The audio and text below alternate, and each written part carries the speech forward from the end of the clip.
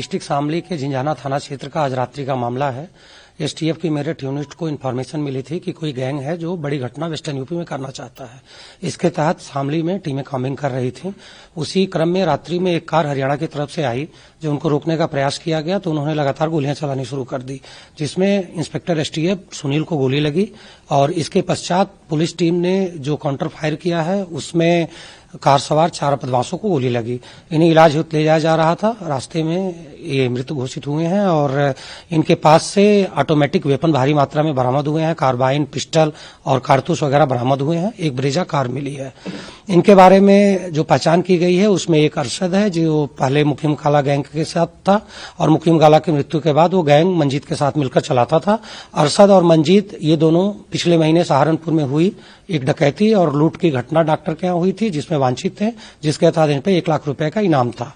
2 दर्जन से अधिक हत्या सहित कई मुकदमे ये अरशद पर दर्ज थे और पूरी कार्रवाई होने के पश्चात इनकी बॉडी भेजी गई है और इनके परिजनों को सूचित किया गया है।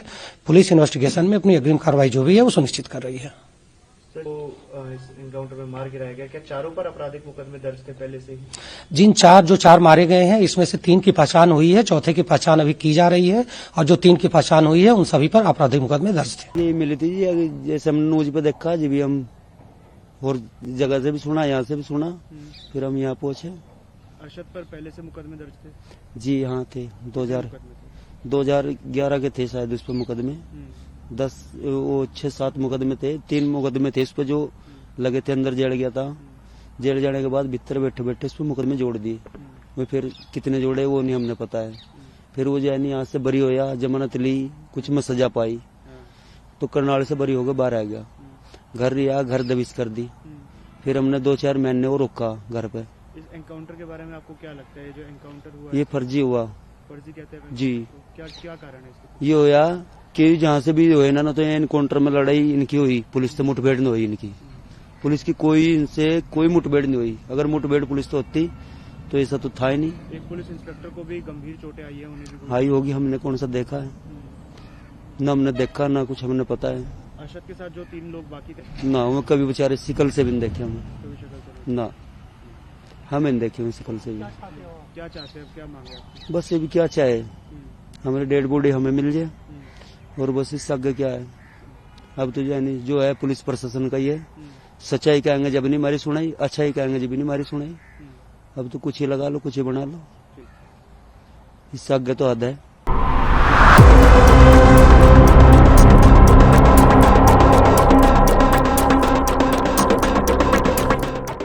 ये डिस्ट्रिक्ट शामली के झिंझाना थाना क्षेत्र का आज रात्रि का मामला है। एसटीएफ की मेरठ यूनिट को इन्फॉर्मेशन मिली थी कि कोई गैंग है जो बड़ी घटना वेस्टर्न यूपी में करना चाहता है। इसके तहत शामली में टीमें कॉम्बिंग कर रही थी।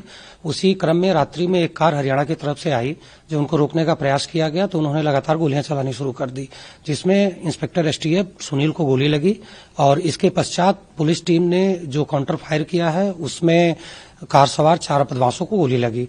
इन्हें इलाज हेतु ले जाया जा रहा था। रास्ते में ये मृत घोषित हुए हैं और इनके पास से ऑटोमेटिक वेपन भारी मात्रा में बरामद हुए हैं। कार्बाइन, पिस्टल और कारतूस वगैरह बरामद हुए हैं। एक ब्रेजा कार मिली है। इनके बारे में जो पहचान की गई है उसमें एक अरशद है जो पहले मुकीम काला गैंग के साथ था और मुकीम काला की मृत्यु के बाद वो गैंग मंजीत के साथ मिलकर चलाता था। अरशद और मंजीत ये दोनों पिछले महीने सहारनपुर में हुई एक डकैती और लूट की घटना डॉक्टर के यहाँ हुई थी, जिसमें वांछित थे, जिसके तहत इन पे 1 लाख रुपए का इनाम था। 2 दर्जन से अधिक हत्या सहित कई मुकदमे ये अरशद पर दर्ज थे और पूरी कार्रवाई होने के पश्चात इनकी बॉडी भेजी गई है और इनके परिजनों को सूचित किया गया है। पुलिस इन्वेस्टिगेशन में अपनी अग्रिम कार्रवाई जो भी है वो सुनिश्चित कर रही है। तो इस इनकाउंटर में मार गिराया गया, क्या चारों पर आपराधिक मुकदमे दर्ज थे पहले से ही? जिन 4 मारे गए हैं इसमें से 3 की पहचान हुई है, चौथे की पहचान अभी की जा रही है और जो 3 की पहचान हुई है उन सभी पर आपराधिक मुकदमे दर्ज थे। Thank you. ये मिली थी जी, जैसे हमने न्यूज पे देखा जी, भी हम और जगह से भी सुना, यहाँ से भी सुना, फिर हम यहाँ पहुंचे। अरशद पर पहले से मुकदमे दर्ज थे?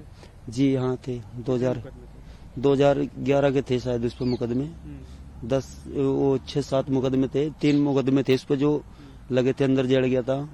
जेल जाने के बाद भीतर बैठे बैठे उस पर मुकदमे जोड़ दिए। वो फिर कितने जोड़े वो नहीं हमने पता है। फिर वो जानी यहाँ से बरी होया, जमानत ली, कुछ में सजा पाई तो करनाल से बरी होकर बाहर आ गया। घर रिया, घर दबिश कर दी। फिर हमने 2-4 महीने वो रोका घर पे। इस एनकाउंटर के बारे में आपको क्या लगता है? जो एनकाउंटर हुआ ये फर्जी हुआ फर्जी कहते हैं जी। क्या क्या कारण है इसके? ये होया कि जहाँ से भी हुए ना तो ये एनकाउंटर में लड़ाई इनकी हुई, पुलिस से मुठभेड़ नहीं हुई इनकी। पुलिस की कोई इनसे कोई मुठभेड़ नहीं हुई। अगर मुठभेड़ पुलिस तो होती तो ऐसा तो था ही नहीं। एक पुलिस इंस्पेक्टर को भी गंभीर चोटें आई है, उन्हें भी आई होगी, हमने कौन सा देखा है?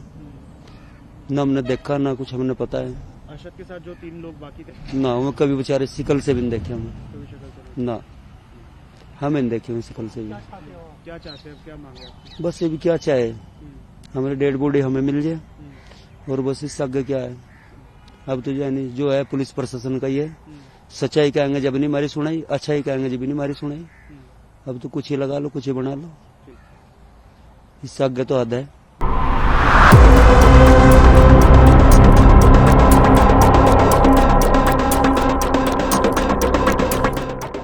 ये डिस्ट्रिक्ट शामली के झिंझाना थाना क्षेत्र का आज रात्रि का मामला है।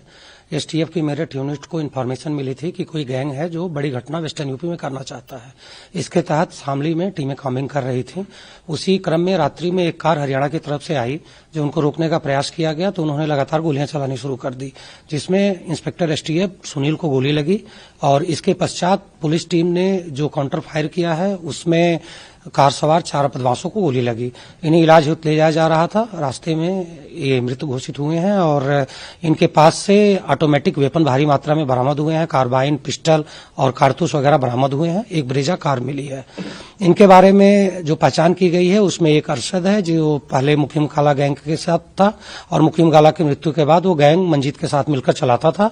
अरशद और मंजीत ये दोनों पिछले महीने सहारनपुर में हुई एक डकैती और लूट की घटना डॉक्टर के यहाँ हुई थी, जिसमें वांछित थे, जिसके तहत इन पे 1 लाख रुपए का इनाम था। 2 दर्जन से अधिक हत्या सहित कई मुकदमे ये अरशद पर दर्ज थे और पूरी कार्रवाई होने के पश्चात इनकी बॉडी भेजी गई है और इनके परिजनों को सूचित किया गया है। पुलिस इन्वेस्टिगेशन में अपनी अग्रिम कार्रवाई जो भी है वो सुनिश्चित कर रही है। तो इस एनकाउंटर में मार गिराया गया, क्या चारों पर आपराधिक मुकदमे दर्ज थे पहले से ही?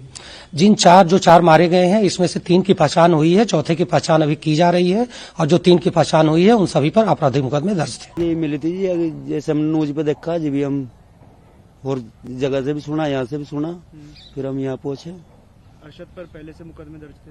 जी हाँ थे, 2011 के थे शायद उस पर मुकदमे।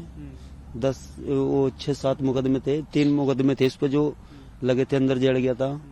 जेल जाने के बाद भीतर बैठे बैठे उस पर मुकदमे जोड़ दिए। वो फिर कितने जोड़े वो नहीं हमने पता है। फिर वो यानी यहाँ से बरी होया, जमानत ली, कुछ में सजा पाई तो करनाल से बरी होकर बाहर आ गया। घर लिया, घर दबिश कर दी।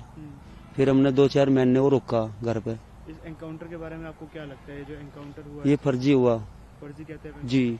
क्या क्या कारण है इसके? ये होया कि जहाँ से भी हुए ना तो ये एनकाउंटर में लड़ाई इनकी हुई, पुलिस से मुठभेड़ नहीं हुई इनकी।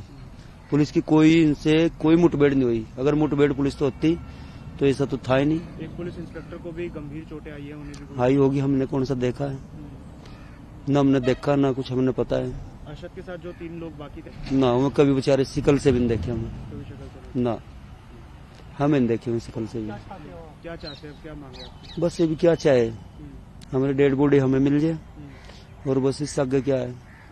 अब तो यानी जो है पुलिस प्रशासन का ही है। सच्चाई कहेंगे जब नहीं मारी सुनाई, अच्छाई कहेंगे जब नहीं मारी सुनाई।